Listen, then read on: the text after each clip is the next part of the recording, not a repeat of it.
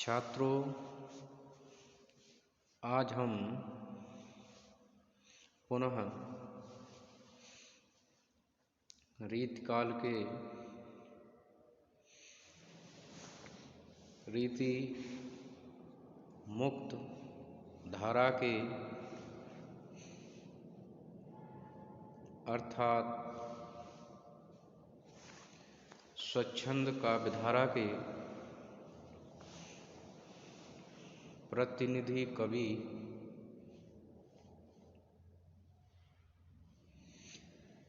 घनानंद की प्रस्तुत पंक्तियों को लेकर उपस्थित हुए हैं। घनानंद वे साहित्यकार हैं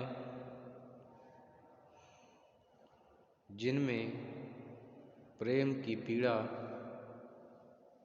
घनीभूत दिखाई देती है। यही कारण है कि आचार्य रामचंद्र शुक्ल ने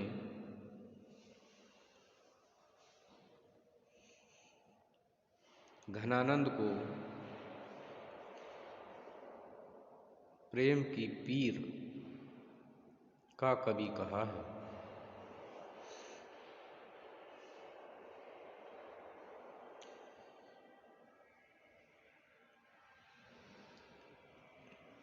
उनके काव्य में लाक्षणिकता विशेष रूप से देखी जा सकती है। दूसरे उनके काव्य की विशेषता है कि उन्होंने अपने काव्य को श्लेष के रूप में लिखा है, क्योंकि सुजान उनकी प्रेमिका भी है और सुजान शब्द कृष्ण के लिए भी आया है। आज हम इस महत्वपूर्ण पद्य को देखेंगे जिसमें नायिका अपने नायक से उलाहना भरे स्वर में अपने दुख को प्रकट करती है। वह नायक के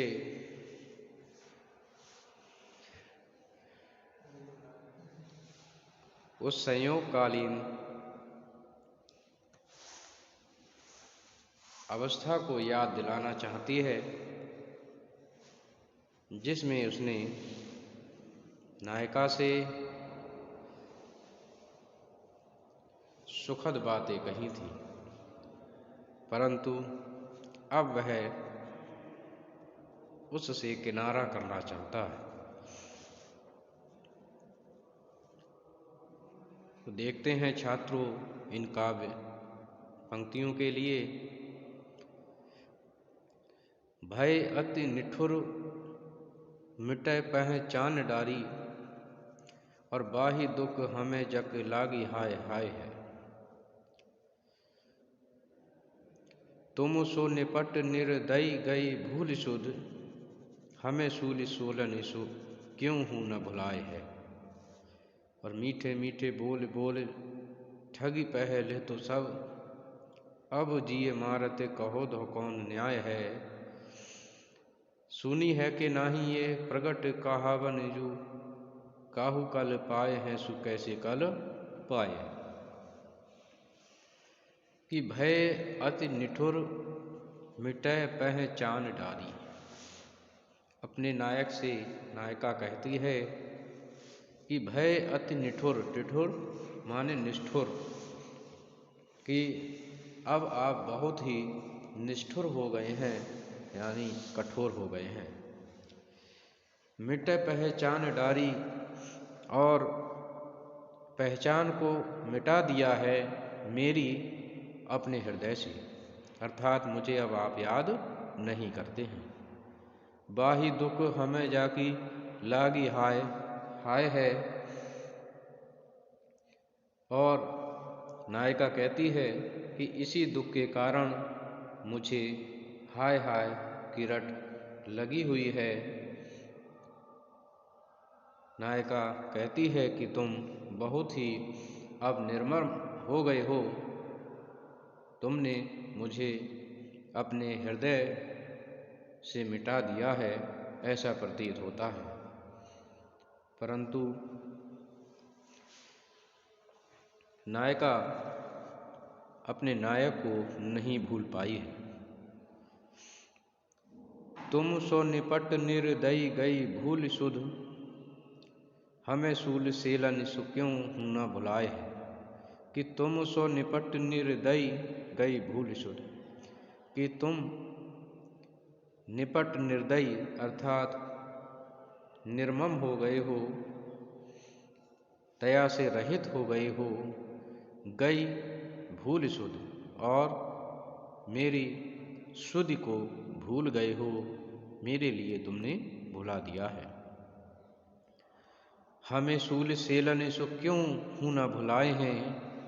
और आगे नायिका कहती है, लेकिन हमें तुम्हारी याद सूली सेलनी, इसका अर्थ होता है बर्छे की चुभन, कि हमें सूली सेलन से क्यों न भुलाए हैं, कि हमें तो तुम्हारी याद बर्छे की चुभन के समान वेदना दे रही है।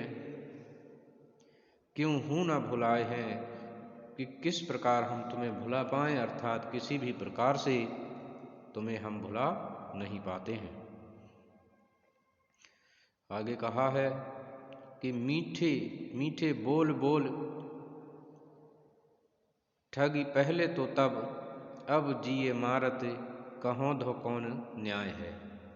नायिका कहती है कि संयोग के समय तो तुमने मुझसे मीठे मीठे बोल बोले, अर्थात मधुर वाणी में बोले, और ठगी पहले तो तब, और उस समय मीठी वाणी बोलकर प्रेम का नाटक करके और तुमने मुझे ठग लिया।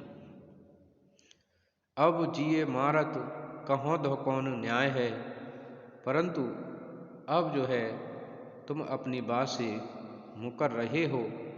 अब जिए मारत कहों धो कौन न्याय है, अब मेरे हृदय को मारते हो, अर्थात हृदय को पीड़ा पहुँचाते हो।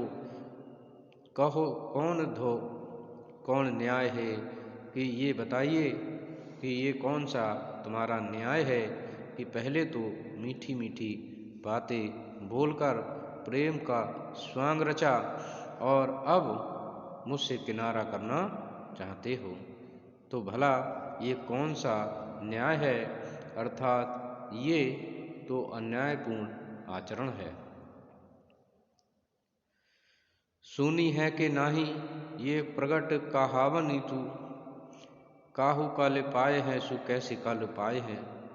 और नायिका उलाहना भरे स्वर में नायक से कहती है कि सुनी है कि नाही, कि तुमने सुना है या नहीं सुना है ये प्रगट कहावनी जो, अर्थात तुमने ये कहावत सुनी है या नहीं सुनी है कि काहू कल पाए है सो कैसे कल पाए हैं, अर्थात जो व्यक्ति दूसरे को कल्पाता है, दूसरे को तड़पाता है, वह व्यक्ति स्वयं कैसे चैन पा सकता है।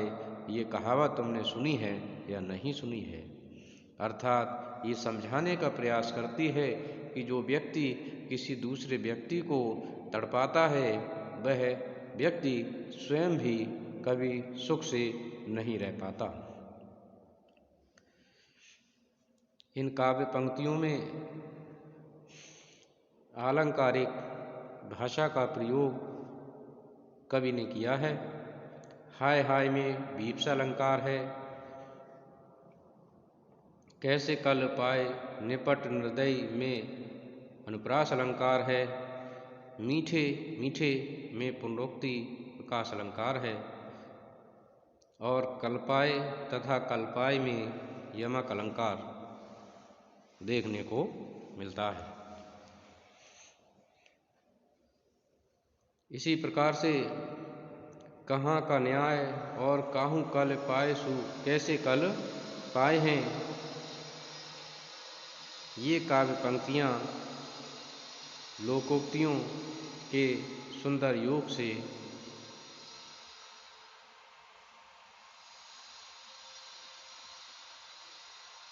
प्रस्तुत दिखाई देती हैं। अंत में उपालम शैली का प्रयोग भी कवि ने किया है कि काहू कल पाए हैं सु कैसे कल पाए हैं।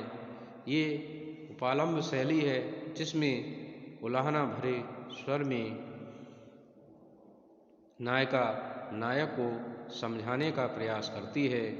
लोकोक्ति का कलापूर्ण प्रयोग इसमें दिखाई देता है।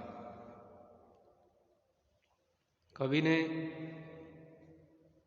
मुहावरेदार शैली का प्रयोग किया है कि निठुर होना, पहचान मिटा देना, शुद्ध भूल जाना, मीठे बोलों से ठगना, हृदय जलाना जैसे अनेक मुहावरों का प्रयोग करके कवि ने काव्य सौष्ठव को निश्चित ही बढ़ा दिया है। तो इस प्रकार से छात्रों विषय और शिल्प, कथ्य और शिल्प दोनों ही दृष्टियों से यह काव्य पंक्तियाँ अत्यंत महत्वपूर्ण ठहरती हैं। मैं समझता हूँ कि आपने निश्चित ही इनको समझा होगा। धन्यवाद।